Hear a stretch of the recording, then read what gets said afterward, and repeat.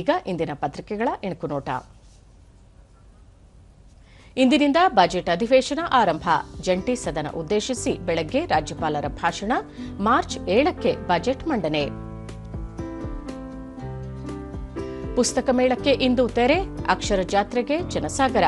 ವಿಧಾನಸೌಧ ನೋಡಲು ಮುಗಿಬಿದ್ದ ಸಾರ್ವಜನಿಕರು.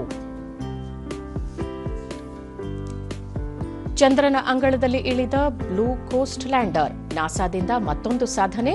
ವಾಣಿಜ್ಯ ಉದ್ದೇಶದ ಬಾಹ್ಯಾಕಾಶ ಸಂಶೋಧನೆಯಲ್ಲಿ ಮಹತ್ತರ ಹೆಜ್ಜೆ.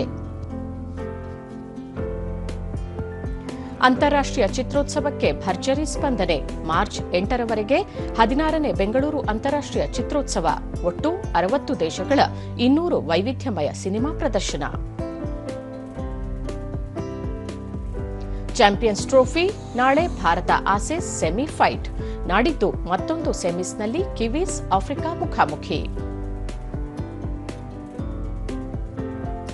ಇವು ಇಂದಿನ ಪತ್ರಿಕೆಗಳ ಪ್ರಮುಖ ಸುದ್ದಿ. ಉಳಿದಂತೆ ಸೋಮನಾಥ ದೇಗುಲದಲ್ಲಿ ಮೋದಿ. ಭಾರತೀಯರ ಉತ್ತಮ ಆರೋಗ್ಯ ಸಮೃದ್ಧಿಗಾಗಿ ಪ್ರಾರ್ಥನೆ. ತಾಪಮಾನ ಏರಿಕೆ. ಮಡಿಕೆಗೆ ಹೆಚ್ಚಿದ ಬೇಡಿಕೆ. ಖರೀದಿಗೆ ನೆರೆಯ ರಾಜ್ಯಗಳಿಂದ ಬೆಂಗಳೂರಿಗೆ ಬಂದ ವ್ಯಾಪಾರಿಗಳು. ಕೆಆರ್ಎಸ್ನಲ್ಲಿ ನೀರಿನ ಮಟ್ಟ ಕುಸಿತ. ರೈತರಲ್ಲಿ ತುಸು ಆತಂಕ. ಬೇಸಿಗೆ ಬೆಳೆಗೆ ಇಲ್ಲ ನೀರಿನ ಸಮಸ್ಯೆ.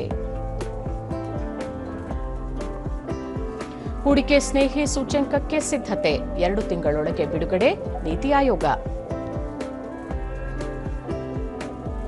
ಟ್ರಂಪ್ ಝೆಲೆನ್ಸ್ಕಿ ಮುನಿಸಿಗೆ ಬ್ರಿಟನ್, ಫ್ರಾನ್ಸ್ ಮುಲಾಮು.